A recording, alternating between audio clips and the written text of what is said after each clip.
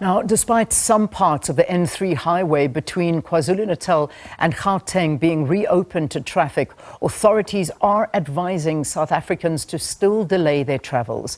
This after heavy snowfalls blanketed the KwaZulu-Natal Midlands over the weekend, leading to a closure of the road, stalling vehicles on the N3 travelling from Johannesburg towards KwaZulu-Natal. One person died after spending Friday night in a taxi stuck in the snow. To talk more about this, we are joined by Midlands Emergency Services spokesperson, Roland Robertson. Roland, thanks very, very much for your time.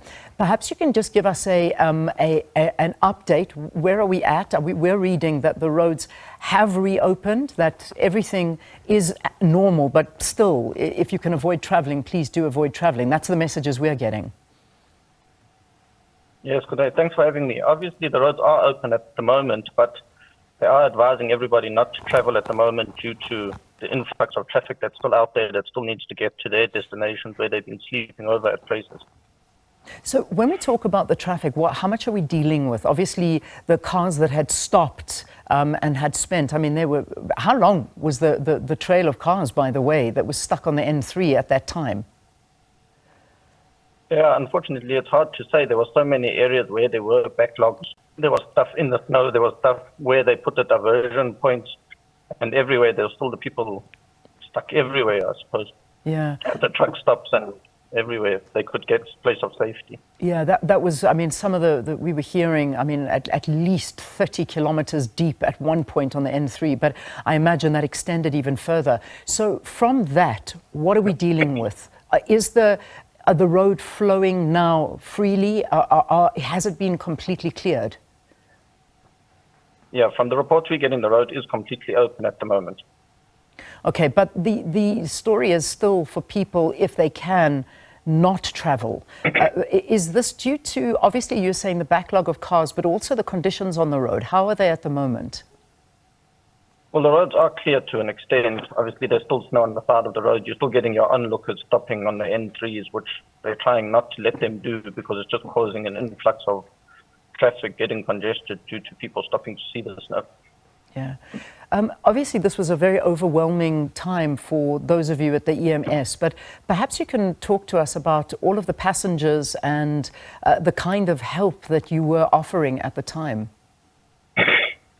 Yeah, it was a difficult time for all of us. A lot of the places nobody could get into and calls for help were coming, but there was no accessible for anybody to even get in where the snow was getting deeper and deeper.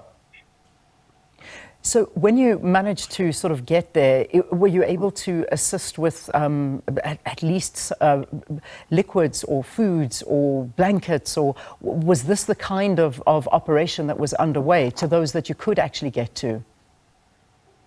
Yeah, 100%. And we had the other people like Gift of the Givers and a whole lot of other companies that came in to assist with all these type of things that people couldn't get to, like blankets, food, warm drinks, and all of that stuff. Yeah. What do you think went wrong here? Obviously, what we have been saying is that people did not heed the warnings, that there were warnings from very early for people to please avoid. There was a threat of this black ice, and once that starts, you start getting warnings like that. It's a big problem. Do you think that anything could have been done differently from the officials' point of views, like close the roads earlier, or has something could have been done better? What are your views on that?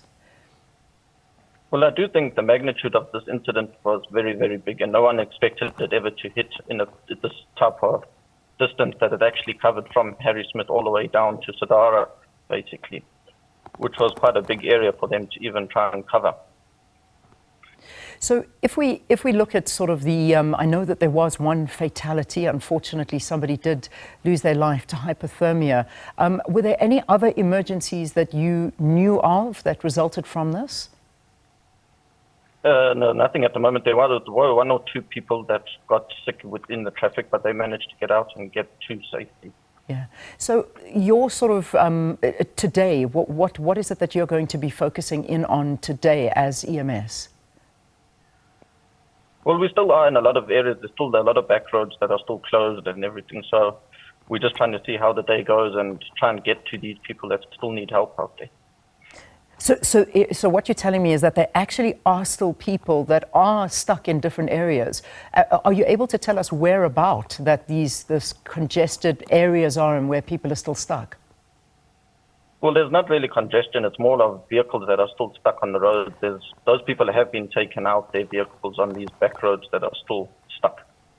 Okay, so it's actually more the vehicles that are still there that need to be taken away. And also, we were reading in the news of a lot of vehicles that had actually just been stranded and people had just left the cars there. Did they leave on foot, or what happened in those instances?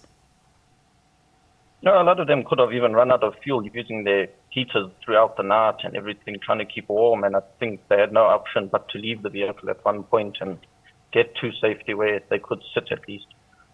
Yeah, one would imagine. I don't suppose we all know how we would act in a situation like that. But just as I let you go, I know you're very busy at this time, but just in terms of any message that you'd like to give to the public for today, because obviously there's the public holiday tomorrow. Some people are wanting to still perhaps travel, and there are still those other people that want to come up and see the snow, and others that want to make their way back to Johannesburg. What is your message to people?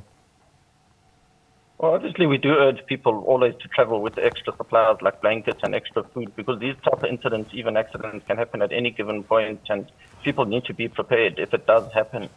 And it did catch a lot of people by surprise where they weren't prepared for this whole incident. Yeah. All right. Let's leave it there, Rob. Thank you very, very much for talking to us. That was Roland Robertson. He's Midlands Emergency Services spokesperson, just giving us a short update on these heavy snowfalls that blanketed KwaZulu-Natal.